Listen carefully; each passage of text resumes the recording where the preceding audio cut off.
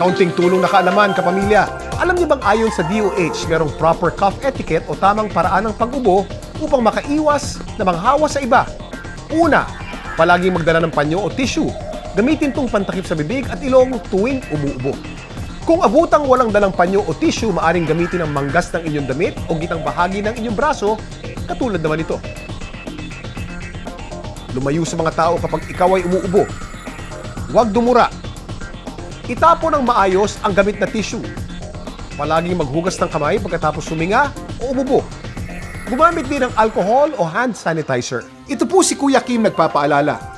Iligtas po natin ang Pilipinas sa COVID-19.